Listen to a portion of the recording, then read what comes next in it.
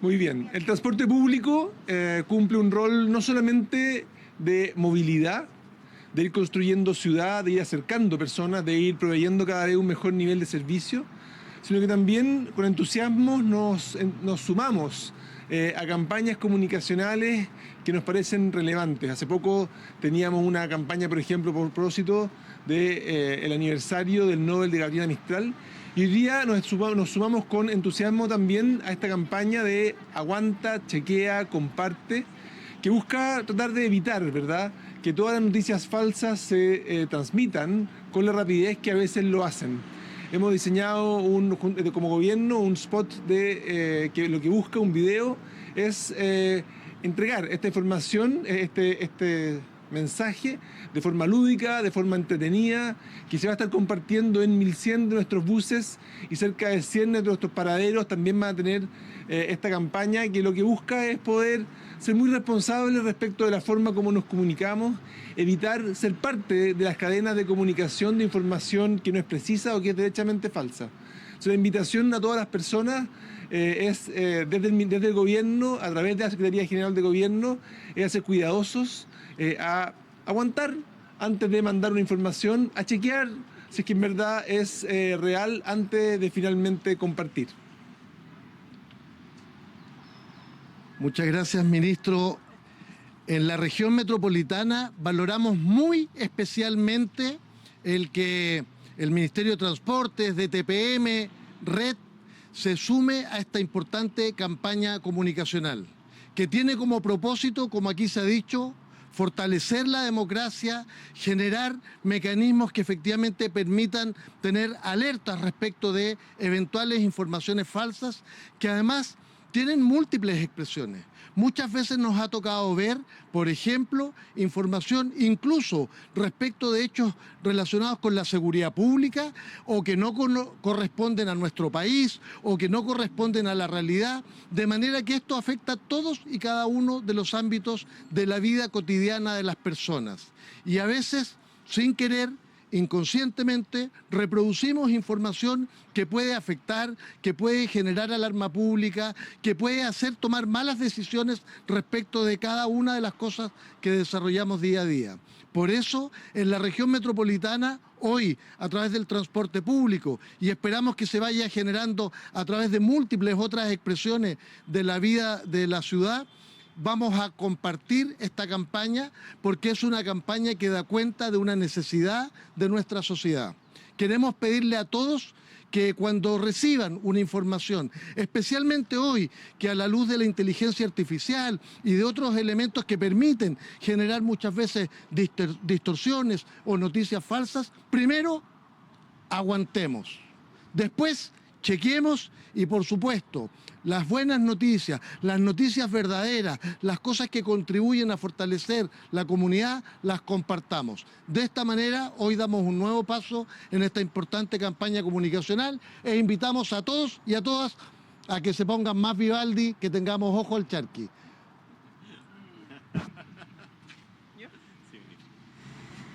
Bien, muy buenas tardes. Nos encontramos acá en una intersección importante de la región metropolitana, en la comuna de Peñalolén, para valorar y agradecer la disposición amada de la red de transporte público, porque vamos a tener en 1100 buses de la red esta segunda versión que hemos desarrollado de la campaña de interés público Aguanta, Chequea y después Comparte. Ustedes ya han conocido el spot viene con una cumbia, el spot apela a nuestra identidad, a nuestro propio lenguaje como chilenos y chilenas, porque conecta efectivamente con lo que somos. Los chilenos y chilenas somos Vivaldi, los chilenos y chilenas no nos venden cualquier cuento, ¿no? Los chilenos y chilenas siempre estamos ojo al charqui, y es el llamado que hace esta campaña a través también de los buses red, a través de los paraderos. Vamos a tener también, ¿cuántos paraderos, ministro? 100 paraderos en 18 comunas de la región metropolitana con esta campaña, justamente apelando a lo que somos como chilenos para efectivamente no contribuir a la difusión de la fake news, la difusión de la desinformación. ¿Por qué? Porque la gente tiene un poder que puede y debe usar para enfrentar este fenómeno. No solamente la legislación, la política pública, la responsabilidad de las autoridades, etcétera, sino que también las y los ciudadanos, ustedes que nos están escuchando en su casa. Es tan básico como frente a contenido en redes sociales que puede ser incluso alarmante, que mueva emociones, mueva las pasiones, y uno pueda incluso sospechar de ese contenido, lo que tiene que hacer es chequear, que tenga fuente, que tenga autor, ver la fecha, no quedarse solo con el titular y luego de ese chequeo básico recién compartir, incluso en los grupos de WhatsApp. Porque a veces se difunde la desinformación y la fake news principalmente a través de grupos de WhatsApp, donde uno a veces no puede pesquisarlo, ¿no?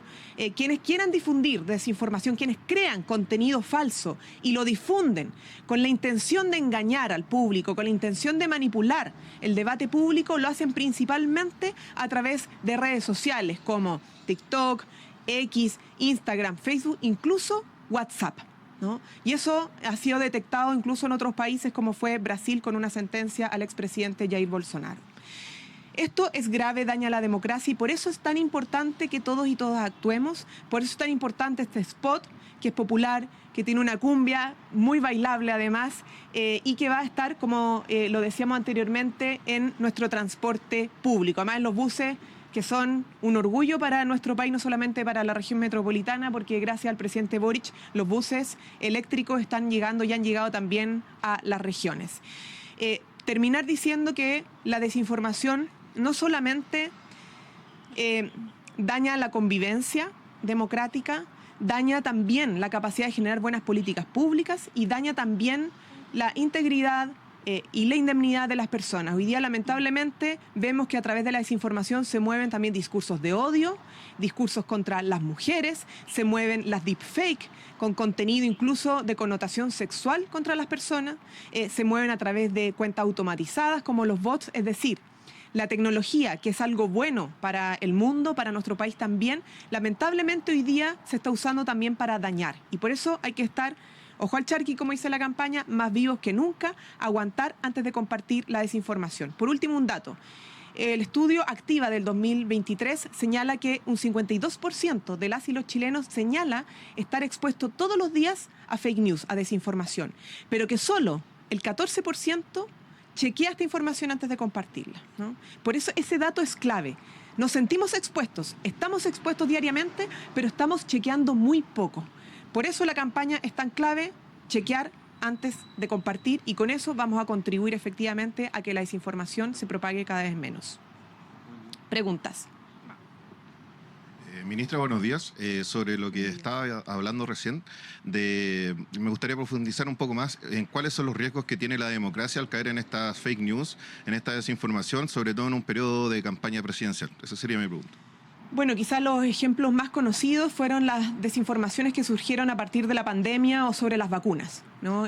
Durante la pandemia se propagó lamentablemente por redes sociales, llamado a la gente a aplicar tratamientos que no eran efectivos para enfrentar el COVID-19. Y eso puede arriesgar la salud de las personas, incluso la vida de las personas. Ese es el efecto de la desinformación, ¿no? O teníamos en un momento a un presidente diciendo que había que inocularse cloro, ¿no? Otro tipo de químicos, ¿no? Para enfrentar distintos tipos de enfermedades, ¿ya? Y eso es grave, ¿no? Porque afirmar esas cosas por parte incluso de autoridades cuando no tienen respaldo científico, sobre todo los que versan en materia de salud pública, puede generar un efecto adverso para la elaboración de políticas públicas de salud adecuadas, como también porque hay gente que puede creer aquello y terminar realizando esas prácticas que ponen en riesgo su vida. Hay otros ejemplos, ¿no? Cuando negamos la crisis climática, los efectos del cambio climático, eso puede dañar la capacidad de toma de decisiones de los países para enfrentar una crisis que está afectando distintas regiones del mundo, con la sequía, los incendios forestales, etc. O, por ejemplo, la desinformación que se puede mover a través de estafas, ¿no? La estafa es un delito. Y han habido casos acá, por ejemplo, de una periodista de Televisión Nacional que se usó su imagen para llamar a hacer inversiones que finalmente eran estafa, ¿no? Una plataforma de inversiones supuestamente segura, que no lo era una estafa, y usaron la deepfake para llamar a ese engaño, ¿no? Y hay gente que puede haber caído en ese engaño, ¿no? Y eso es un delito. Por lo tanto, esa es la gravedad que tiene hoy en día la desinformación. El engaño no es algo simplemente que quede en una nube, en lo etéreo, sino que tiene consecuencias prácticas para las personas. Buenos días. Ministra, ¿cómo evalúa el nivel de desinformación en estas elecciones presidenciales en comparación con procesos anteriores? Bueno, la verdad es que la desinformación se mueve más rápidamente, se viraliza más en contextos donde la comunicación es más de trincheras, es más polarizada, es más adversarial. ¿Ah? ¿Por qué? Porque mueve ciertas pasiones, ¿no? Y es más fácil que uno tienda a difundir lo que reafirma tus propias creencias para negar las de los otros. Y eso, obviamente, es un caldo de cultivo para la difusión de la desinformación. Entonces, en los contextos electorales, donde efectivamente la comunicación es más polarizada, donde tienden a incrementarse incluso los discursos de odio, es más fácil que se propague la desinformación. Lo hemos visto, incluso la ex candidata Evelyn Matei denunció una campaña de desinformación en su contra a través de cuentas automatizadas y cuentas incluso anónimas de personas reales. Hemos tenido casos incluso que se han difundido audios producidos con inteligencia artificial de candidaturas, ¿no? Para dañar a las candidaturas, ¿no? Y hacer que la gente crea cosas que no dijeron, no hicieron candidatos y candidatas, y por lo tanto hay que estar más atentos y atentas que nunca a esa desinformación. En general, tiende a movilizarse por emociones fuertes, tiende a buscar reafirmar o ser coincidente con tu estructura de creencias, producto de cómo funcionan los algoritmos en las redes sociales, y por lo tanto cuando tú veas esas red flags que genera ciertas emociones, ¿no? Probablemente enojo, malestar, o incluso sea muy coincidente con lo que tú justamente estás creyendo, pensando de alguien o de algo, atento, esas son unas de las principales red flags. Chequea la información, su autoría, si tiene una fuente confiable, ¿no? No solamente quedarte con el titular, y luego recién, cuando puedas verificar eso, compártela, ¿no? Ese es el llamado concreto, sobre todo en periodos de elecciones. Bueno. Hola, buenos días, autoridades. Delegado, quiero pasar a otros temas respecto al problema que hay con las ferias navideñas irregulares. Al menos acá en la región metropolitana, ya vimos lo que pasó acá en la comuna de Peñalolén. Quiero saber cómo se están preparando ya más adentrado cercano a la Navidad, cuando ya las familias se van a comprar estas ferias navideñas. ¿Qué pasa con el comercio ilegal? ¿Qué pasa también con esto que se acusaba que estarían asociadas a bandas de crimen organizado? Algunas de estas ferias navideñas se han tenido quizás reuniones con algún tipo de cámara, la Cámara Nacional de Comercio quizás para ver toda esta problemática, y ya desde cuándo pueden comenzar a funcionar este tipo de comercios. Muy bien, muchas preguntas en una, pero vamos a tratar de responderlas sintéticamente. Lo primero es que, como cada año, tenemos efectivamente un plan integral para abordar el fenómeno de la Navidad de manera segura en toda la región metropolitana. En relación a aquellas ferias navideñas que se realizan en el espacio público, en primer lugar deben siempre contar con la autorización del municipio respectivo. Segundo, desde la delegación presidencial tenemos una coordinación con los municipios de la región a objeto de levantar información de aquellas ferias navideñas que histórica y tradicionalmente han representado mayores problemas de seguridad, a objeto de tener planes preventivos junto a carabineros que garanticen o que minimicen los factores de riesgo. Tenemos identificado también ferias navideñas que se intentan instalar irregularmente, sin autorización alguna, como por ejemplo la de Peñalolén de estos días, y para eso también hemos dispuesto una coordinación con carabineros a objeto de realizar copamiento que impida su instalación. Nadie puede instalarse en el espacio público sin la autorización respectiva. Y terminar diciendo que, por un lado, tenemos el fenómeno de las ferias navideñas autorizadas con patrullajes preventivos, las no autorizadas con copamiento para que no se instalen, pero también tenemos otros fenómenos de comercio irregular, como por ejemplo el de Meix, que como es de público conocimiento, desde el gobierno hemos estado trabajando largo tiempo en una estrategia integral que permita recuperar el espacio público y al mismo tiempo atacar las economías ilícitas que hay detrás de la distribución a los denominados toldos azules. Ya hemos logrado un avance muy importante en materia de recuperación de espacio público, hemos logrado desbaratar bandas dedicadas a la evasión de impuestos en grandes cantidades y, por supuesto, bandas dedicadas a, entre otras cosas, la falsificación de productos afectando la propiedad industrial e intelectual. Esto que estamos haciendo en Meix lo estamos haciendo en otros barrios de la región, Mapocho La Chimba, Barrio Franklin, etcétera, y en todos ellos tendremos importantes novedades con el propósito de que tengamos una Navidad y un fin de año seguro. Ministra, preguntarle también sobre otros temas. Ayer se despacha la ley de presupuesto, pero se excluye a la Fundación Salvador Allende. ¿Por qué? Y también, ¿cómo queda el vínculo con el Ejecutivo desde ahora en adelante a raíz de haber quedado excluido a propósito de eso?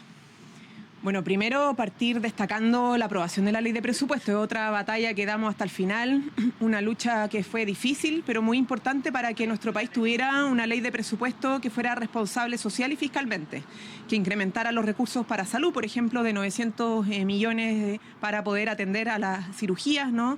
115.000 cirugías que están en la lista de espera y que se sumarían justamente a este desafío que hemos desarrollado con recursos desde el Ministerio de Salud para sacar a millones de compatriotas de las listas de espera. Ya han podido salir 2 millones y esperamos que justamente sigan ese camino, ¿no? También los incrementos en seguridad, los incrementos en vivienda, justamente para ir atendiendo a distintas necesidades sociales. Yo quiero destacar eso porque en un momento se decía que la ley de presupuesto no se iba a aprobar, no habían rechazado todas las partidas, la oposición, pero eso se fue normalizando, finalmente logramos aprobarlo y eso habla de que el diálogo sirve y que los acuerdos sirven para mejorar las cosas, ¿no? Y no simplemente esta batalla trinchera, la negativa constante o el rechazo, la crítica constante a todo lo que hace o propone el Ejecutivo. Y eso es destacable, en primer lugar, y valoramos obviamente que se haya cambiado el escenario de conversación y el diálogo y la responsabilidad haya primado. En segundo lugar, efectivamente, lo único que quedó sin financiamiento es el caso de la Fundación Salvador Allende, pero se repusieron los sitios de memoria, se repuso el presupuesto del INJU, se repusieron los presupuestos y se fortalecieron también las tareas de educación, como decía también de salud, y por lo tanto tenemos hoy día una buena ley de presupuesto para aplicar e implementar el año 2026 y al gobierno que le toque implementarla, ¿no? Y que viene con recursos para la PGU, etcétera, etcétera. Así que yo quiero valorar eso y poner el acento en lo positivo para las personas que trae esta ley de presupuesto, porque ese es el camino que tenemos que seguir adelante. ¿Qué se excluye finalmente? No, eso fue por rechazo de la oposición, no por iniciativa del Ejecutivo, obviamente. Quiero también preguntarle a propósito del respaldo que le entrega el expresidente Frey al candidato Kast. ¿Cómo lo toman desde el gobierno, más allá por el tema político interno, sino que como un expresidente referente de la centroizquierda le entregue y respalde a un candidato de derecha? ¿Cómo lo toman desde el Ejecutivo? Miren, yo lo he dicho ya 2 veces, me han preguntado por esto y vuelvo a repetir lo mismo. Al Ejecutivo no le corresponde ni estar evaluando ni calificando los distintos apoyos que puedan ir teniendo las candidaturas que hoy día están en competición, tanto la de José Antonio Kast como la de la candidata Jara, que suman apoyo de distintos sectores y es tarea de ellos poder valorar esos apoyos o de los partidos políticos y de sus comandos, el juzgarlas o valorarlas o evaluarlas, ¿no? No es tarea del Ejecutivo dedicarse a aquello. Más que nada como sector, más allá de todo el tema político, como sector. Es que por lo mismo no nos corresponde a nosotros evaluar si es de centro izquierda o no. Han hecho las propias evaluaciones incluso sus compañeros de partido, ¿no? Y que un tema de la democracia cristiana que ha tenido que evaluar y resolver en función de lo que significa ha significado su trayectoria o sus acciones, ¿no? Pero no es tarea nuestra. Entendemos y respetamos obviamente la evaluación política que ha hecho el propio Partido de la Democracia Cristiana respecto a las acciones del expresidente Eduardo Frei. Gracias. Hola, ministra. Ministra, ¿cómo toman los llamados a que el presidente Boric viaje a la frontera por la militarización de esa zona en Perú? A ver, primero, esto ha sido más bien un anuncio, no una ejecución particular respecto a la frontera de Perú con Chile, sino que respecto a la frontera de Perú con distintos países. Y no ha habido un desplazamiento por lo pronto de militares en la zona fronteriza, independientes de que son decisiones que en el marco de la soberanía en los países pueden adoptar, como nosotros la tomamos. Cuando nosotros desplegamos a los militares en la zona norte, en la frontera norte, nadie levantó una alarma en los países vecinos de por qué estábamos haciendo eso si es parte de nuestras decisiones soberanas, en el marco de nuestra frontera, por resguardo de nuestra frontera. Si así decidiese ejecutarlo el país vecino, tendría el mismo trato que lo tuvieron con nosotros, ¿no?